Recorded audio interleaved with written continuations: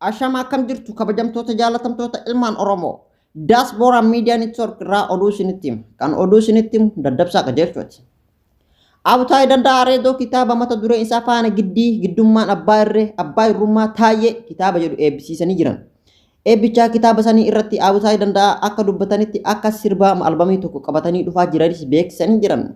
Sirboonni albamii tokko san keessatti hanga sirba 10 kan jiru yommuu ta'u sirboonni kan achi keessa jiru maal akka ta'e akka itti aanu kanatti isiniif dhiyaata itti dhiyaadha. Sirboonni hanga ammaa nu gahan tokkoffaa irratti xarxar, lammaffaa irratti nan halaakamaa, sadaffaa irratti magaarrajaa, afuraffaa irratti maal jechuu, shanaffaa irratti buukariif wadala, jaaffaa irratti torbaffaa irratti daaraa, saddeettaffaa irratti qotiyyoo abdiisaa, saglaffaa irratti nan gangaladhaa, kurnaffaa irratti gangaladheen ka'a. Sirboota jedhudha. Akkasuma YouTube mataa isaanii irratti akka gadhiisuu danis beeksisanii jiranii YouTube isaanii akka subscribe gootan asumaan dhaamsa dabarsina.